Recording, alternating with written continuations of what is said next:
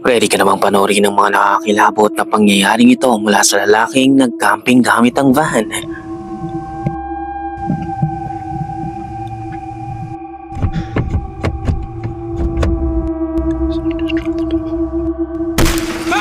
Ang nakakatakot na karanasan ng mga babaeng hikers na ito. Pero yung mga kasama namin, kailangan namin silang habulin.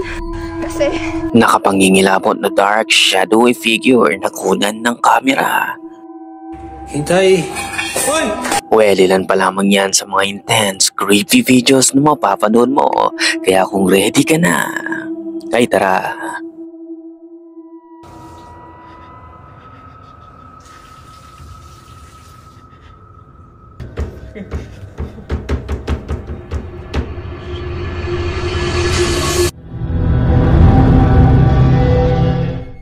Around 5 AM ang grupo ng mga hikers na ito ay nag-explore sa isang bundok. Dalawa sa kanila ang nabighani sa kagandahan ng kalikasan. Kinunan nila ito ng picture pero hindi nila napansin na napag-iwanan na pala sila. Habang nagmamadali sila sa paglalakad upang mahabol ang mga kasamahan, ay biglang may makukunan ng isa sa kanila na hindi nila namamalayang nakasunod pala sa kanila. naliligaw kami, guys! Naliligaw! Wala ni mga kasama namin! Pero yung mga kasama namin, kailangan namin silang habulin. Kasi maliligaw kami. Gagi, malayo na sila.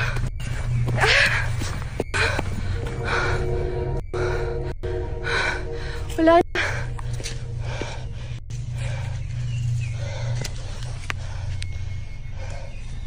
May napansin ka ba? Habang tumatakbo ang dalawang babae upang mahabol ang mga kasama, ay may nakuna ng kamera nitong nakasunod sa kanila. Kahit na mahamog sa paligid ay kitang-kita ang dark figure na kalauna ay biglang naglaho rin. Ang dalawang babae may-ari ng video ay nagsabi na silang dalawa lamang ang tumatakbo sa oras na yon at hindi nila alam kung sino o ano ito.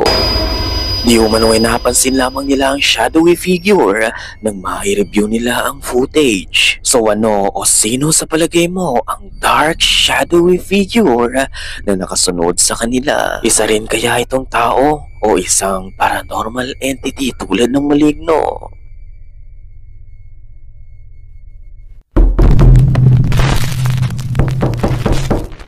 Isang gabi ang lalaking ito ay nalimpungatan sa pagkakatulog nang marinig nito na may kumakatok sa pintuan niya. Binuksan niya ang pintuan pero wala namang tao sa labas. Meron ngang kasabihan na kapag may kumakatok sa iyong pintuan, tanungin mo muna ito at pag walang sumagot, wag mo itong bubuksan. Simula nga ng gabing yun ay nakaranas na nga siya ng mga kababalagan sa loob mismo ng bahay niya.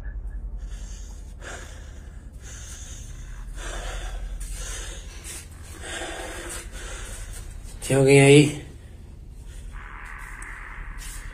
Foi você, Branca?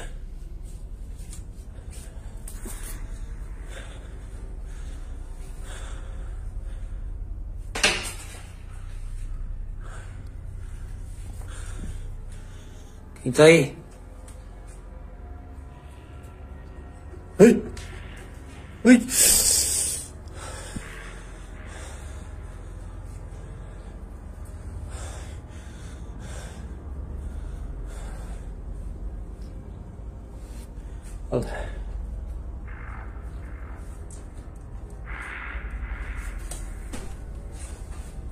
Alexa, liga a luz do banheiro, Alexa.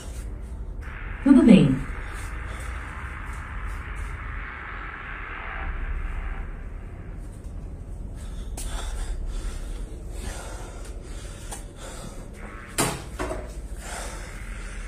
Não pode ser. Ai!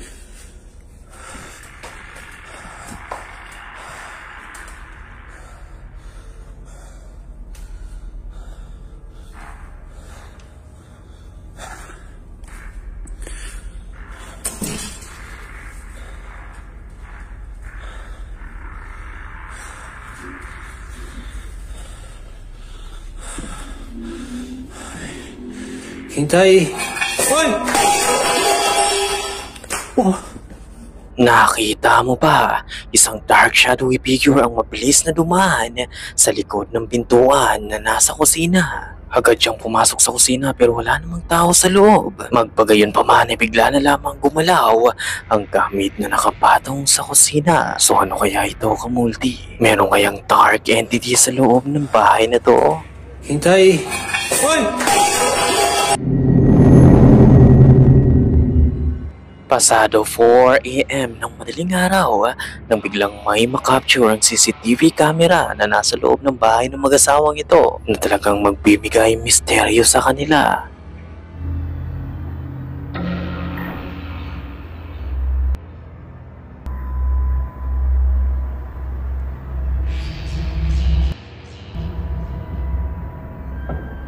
Biglang nalarma ang aso nila nang biglang magkaroon ng flashy light. Matapos nito ay isang maliit at maputlang mukha ang biglang sumilip. And then isang shadowy figure ng maliit na bata biglang tumayo sa hallway. Naglaho ito at muling sumilip ang maliit na mukha. Ang mag-asawang may-ari ng bahay ay hindi nagpo-post ng paranormal. Kaya naman wala silang ka-idea sa kung sino o ano ang dark, small, shadowy figure.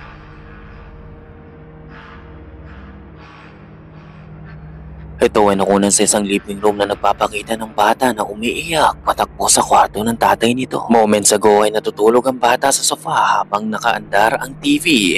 Bigla na lamang itong naalimpungatan at nagising. Bumangon ito sa pagkakahiga at umiiyak na nagtatatakbo sa kwarto ng papa nito. Labis ang pangingilapot nito habang nakatingin sa corner ng living room. Sinabi nito sa papa niya na may nakatayong dark figure na nakamasid sa kanya. Kaya naman agad na tinignan ng papa nito ang CCTV footage nang biglang mangilabot ito sa nasaksihan.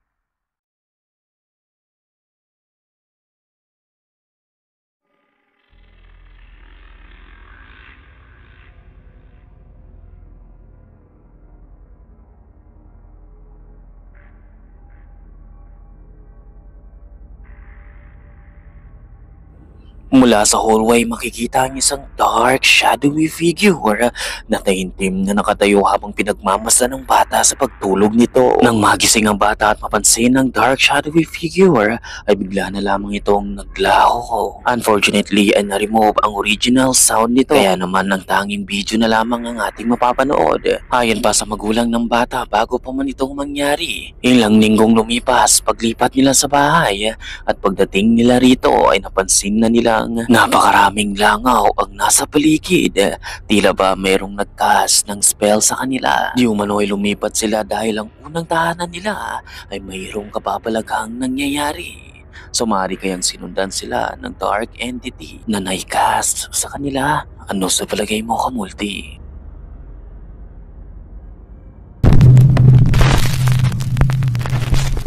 Ang lalaking ito ay dinodocument ang mga camping experience nito gamit ang kanyang van. Nagpupunta siya sa iba't ibang lugar at kung minsan ay sa mga delikadong lugar. Sa video ito nag-decide siyang magstay sa J-Wake na may kita sa England. Di umano ay isa ito sa pinakadelikadong lugar sa England kung saan may mataas na crime rate. Nangangahulugan lamang na delikadong magstay dito overnight pero hindi napatinag si Brandon. A little town in England called Jaywick, coined as one of the most deprived towns in the UK. As soon as I'm in the area, I just had to go and see it. Naganap si Brandon ng mapapagkampingan at nakakita siya sa labas ng syudad sa lugar kung saan napakadilim na tila ba nasa kawalan. Listen to me. I'm alone, but I mean there's no other houses, so as if I'm alone in a housing estate. So nag-setup na nga si Brandon ng mga gagamitin nito sa pagtulog at habang natutulog siya around 2:30 AM ay may mangyayaring hindi nito inaasahan.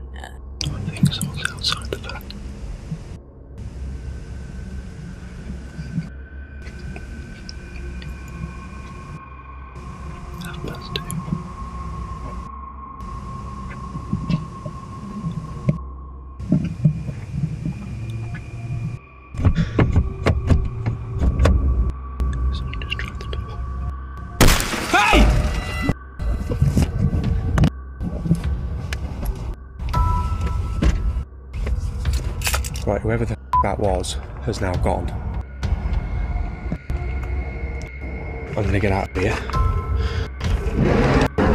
Oh God.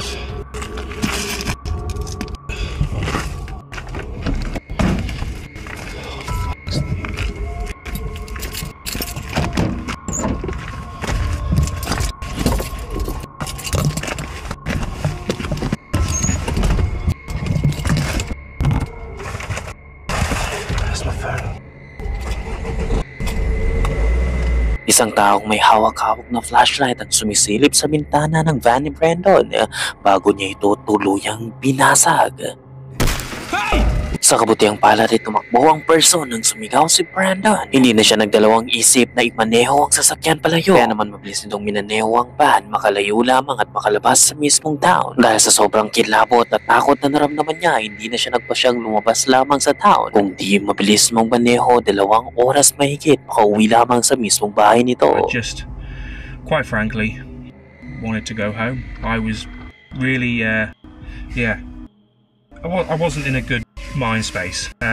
After cleaning a little bit of broken glass from my driver's seat and the dashboard, you'd be surprised how far glass goes when it smashes. Been finding little bits everywhere, but the van was in no fit state to continue camping in, and nor was my headspace, should we say. So I made the long journey back home. I think it was a good 3.5 hour drive back to my house in Shrewsbury. Got there just before sunrise.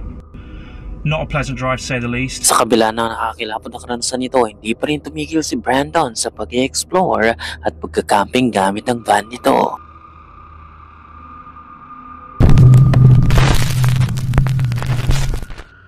Isang gabi ang lalaking ito na nagangalang si Pete na nag-i-scroll sa cellphone nito. Bigla na lamang itong may napansin sa gilid ng mga mata niya at natignan niya ang wheelchair. Bigla na lamang itong gumalaw ng kusa. Kaya naman hindi na siya nagpatumpik-tumpik pa at kinuwanan niya ng video ang mga pangyayari at hindi siya makapaniwalang nasasaksihan niya mismo ito.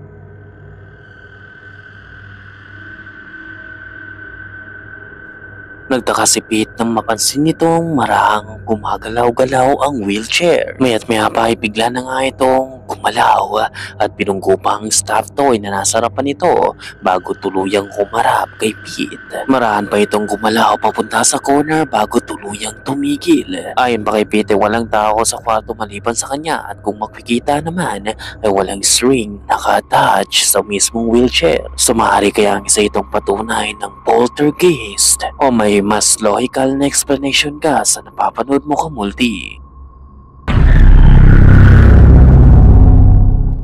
Ang lalaking ito ay masayang lumipat sa kanyang panibagong studio. Para sa kanya ay isa itong fresh start. Isang gabi habang nire-review nito ang mga photos sa kanyang computer ay may napansin itong kakaiba. Pagmasdan mong maigi. I just got finished checking my whole apartment. I just found out, oh my god, I just found out you can connect your camera to your computer that doesn't have a webcam, and you can use your phone as a camera. Okay, so I was on the photo booth app. I was just like, okay, let me play around with it. I haven't used this in forever, and oh my god, I'm so here.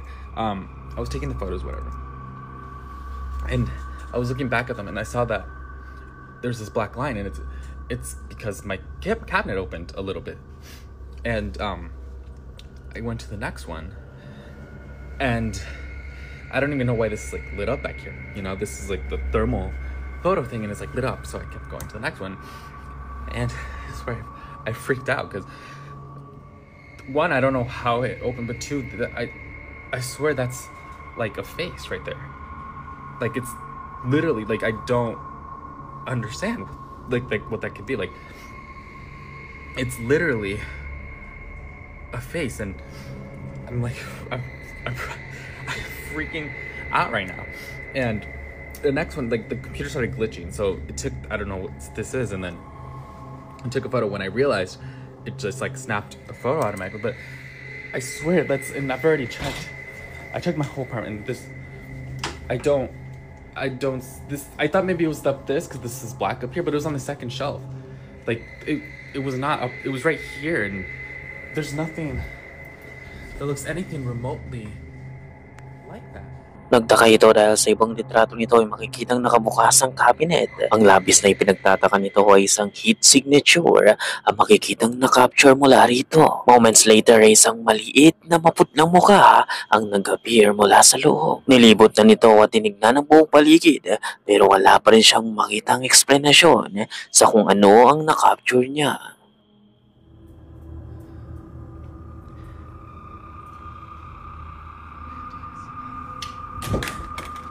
Nakarinig ito ng ingay at nang tignan niya ang closet ay kitang-kita nito ang unti-unting paggalaw ng mga damit nito. Pero ang mas nakapangingilabot ay kung mapapansin na isang maputlang mukha ang siyang taimtim na nakamasid pala sa kanya mula sa corner. Naniniwalang lalaki na baka meron na siyang kasamang any entity o poltergeist sa loob ng studio.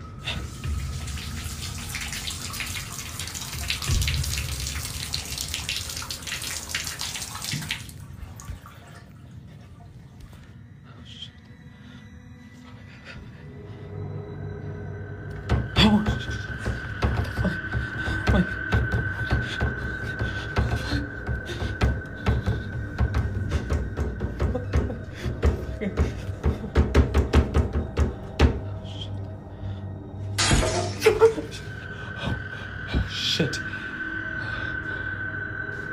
Oh, my shot glasses.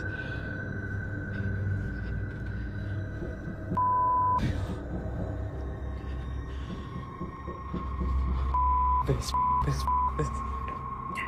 Gabi-gabi nagpapatuloy ang mga paranormal activity na nagaganap sa loob ng bahay niya. Lagi nilang nagbubukas ang faucet nito ng kusa. Pero tila ba takot ang entity sa liwanag kaya nagpasya siyang panatilihin ang ilaw sa paligid. To capture more evidence of paranormal activity ay nagpasya siyang mag-set up ng camera sa bawat paligid ng bahay. At ang mga capture nga niya ay isang downright chilling. That'd be a good time to update you guys on my haunted apartment and the stuff that's been going on. Things have been getting increasingly worse, and recently it's been really active at night while I sleep. I've been waking up with a lot of bruises and scratches, usually around my neck, some around my stomach, and because of it, my friends and I placed these little cameras around my apartment, and essentially the cameras start recording when it catches movement. So they're running 24 hours a day all around my apartment, and when movement is caught, it starts recording.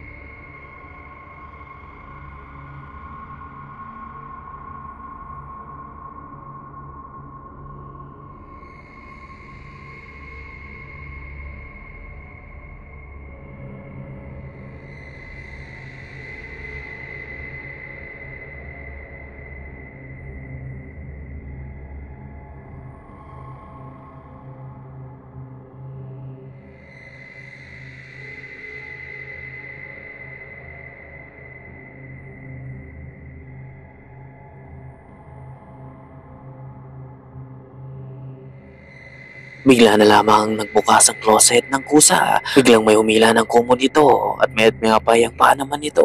Dahil sa pangyayaring ito ay nagpa siya ang lalaki na matulog na lamang sa kanyang sasakyan at nagpatuloy pa rin siyang nagdo-document ng mga kababalagan at paranormal activities sa loob ng bahay niya. However, you will be the judge if it is real or just a clever setup.